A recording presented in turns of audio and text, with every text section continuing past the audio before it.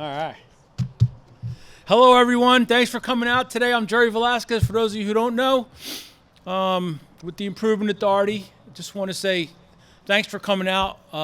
This building is a big deal for us in Cumberland County. Means a few things. Number one, it's an expansion, obviously, of the existing building.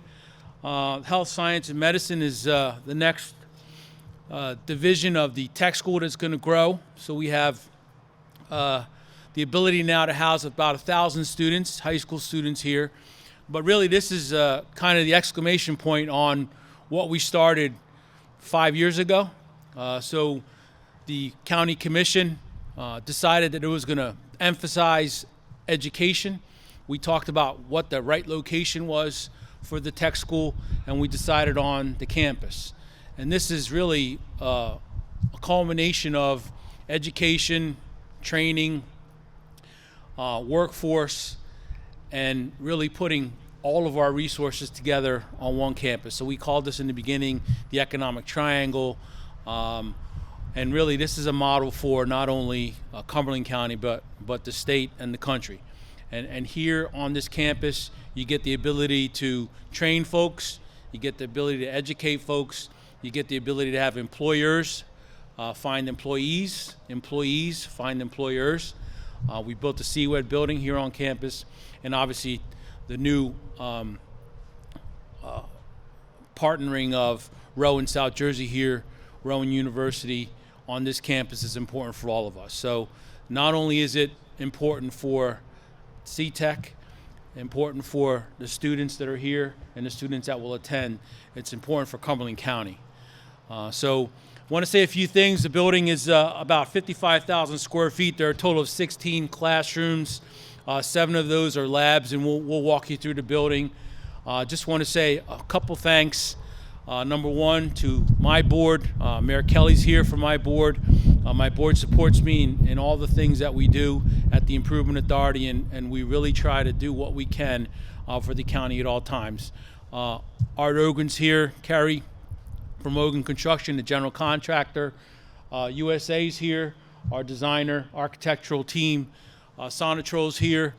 Has a lot to do with making sure that the kids stay in and nobody gets in and you guys don't get out. Jim Picone's here, obviously from the college. We don't do this alone. We do this together as a team. Joe's going to introduce some other folks when he comes up, but none of this happens. PCS is here, who puts together and makes sure that everything runs and everyone can make sure that the program works and the IT works. So it's about a $13 million project. It includes, I should mention, Chiavone Construction also. So Chiavone Construction was responsible for the fields, the tennis courts, and the softball field, and all the site work, and then Ogren was responsible for the construction. So again, very important for the county, this project, very important for the students, obviously, and for the authority. The tech school gave us the opportunity to go from an economic development entity to a construction entity by building that school, and really this is just another add-on to the things that we're doing throughout the county. So I just want to thank all of you for the opportunity to be here. I want to thank all of our partners for being here, and I'm going to call Joe Dorella up here. He's the director of our county commissioners. Joe?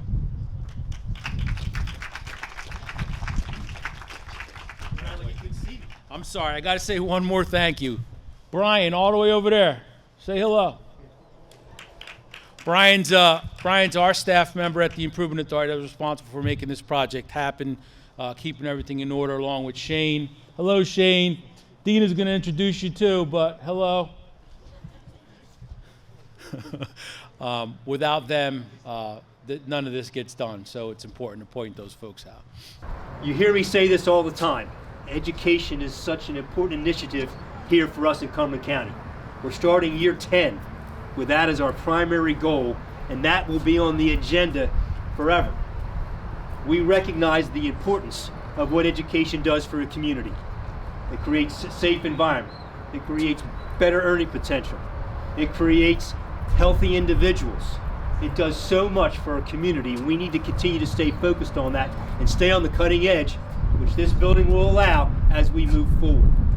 The other thing is we need to produce high quality students that can actively go into an active workforce.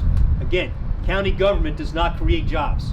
Our job is to set the stage, create the opportunity, create the hope, and then employers like our Oakland and others make the jobs. So we have an integral part, and it's an important part, but we got to rely on them. We got to make sure we produce what they need to put the employees, the students to work. Education is a lifetime journey. Don't ever forget that. It's so important, and we got to stay focused on that as we continue to go.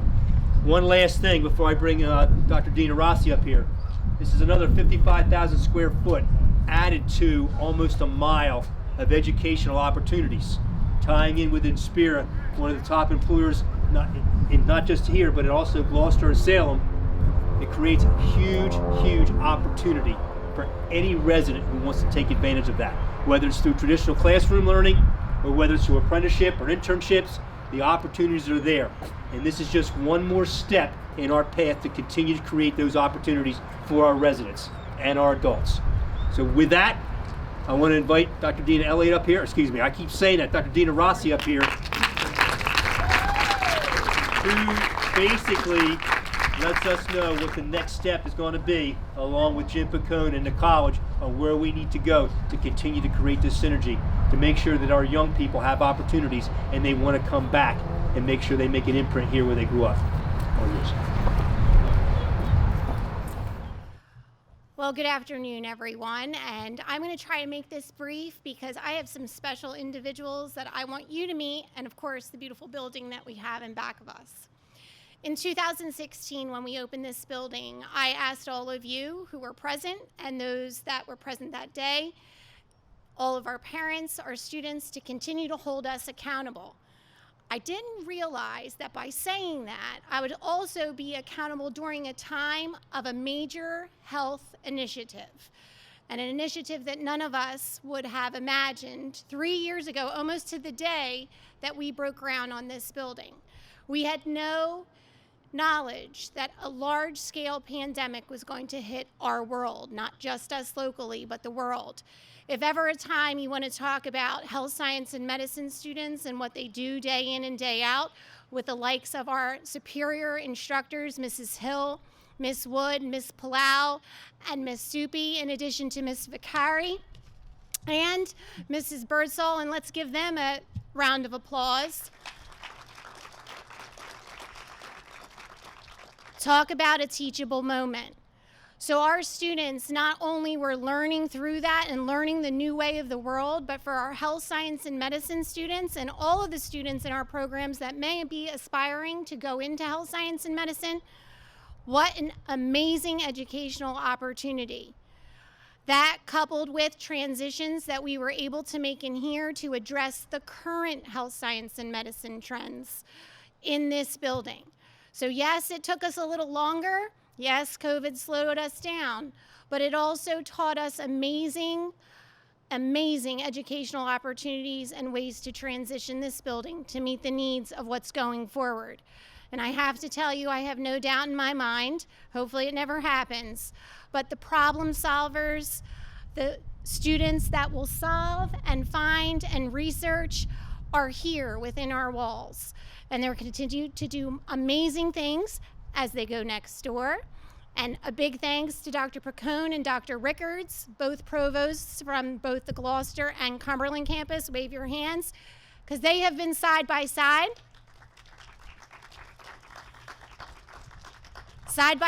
with us, telling us what the current trends are and how to create that literal, as you see, and figurative pathway to Rowan College of South Jersey, to Rowan College of Medicine, and of course, Rowan University School of Medicine, that we just had a beautiful groundbreaking last week on our newest and latest and greatest.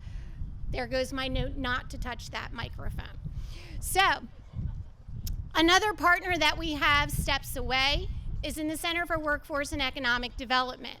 They, with Inspira, tell us what the employers need as far as the workforce and, of course, the latest and greatest trends. And joining us here from the Center for Workforce and Economic Development are Allison Spinelli and Christy DiLeonardo. And Christy also is a member, our vice president of our Board of Vocational Education. So welcome to those ladies.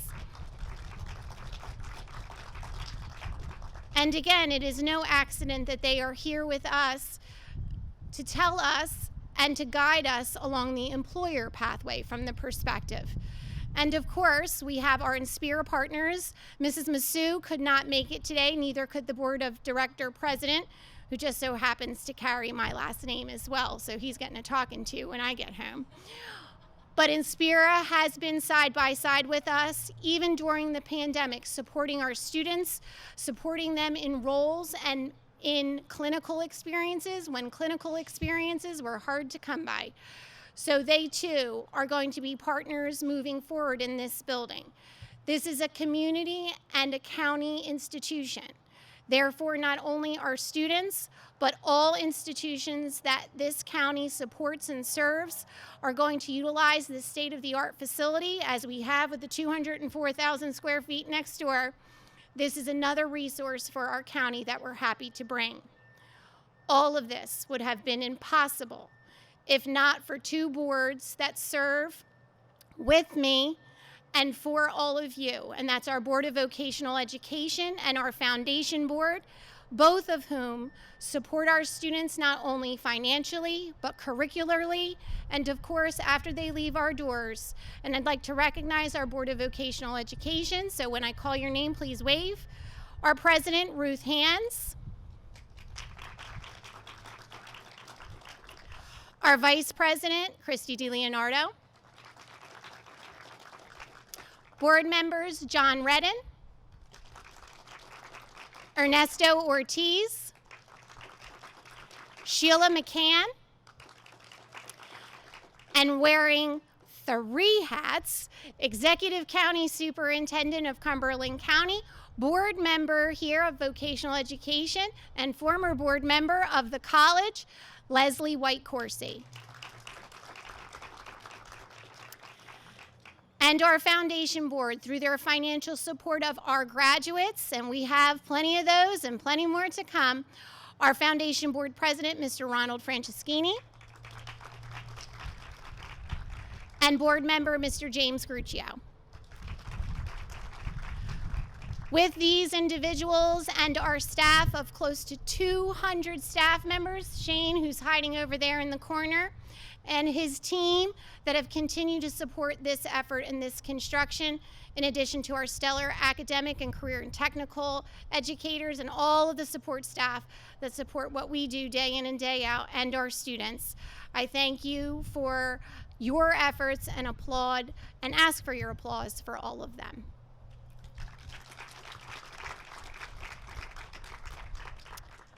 So with that, I'd be remiss if I didn't introduce some of the critical components of what this building is going to yield, and they are 2 of our seniors. Today was pajama day, so poor David is freezing because he's changed out of his pajamas. So I apologize to David profusely, and Alex also was in comfy clothes today and changed out of them. So if Alex and David could come on up. And I'm going to ask our Board of Education, our Foundation Board, and all of the speakers today to come up. We have a ribbon to cut.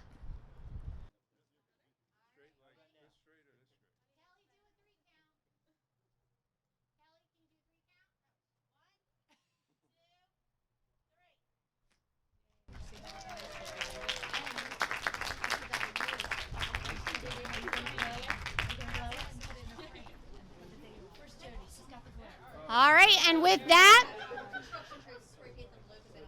we have tours of the building. There are 2 directions, and we'll be throughout the building. So I invite you all in. Welcome to Health Science and Medicine.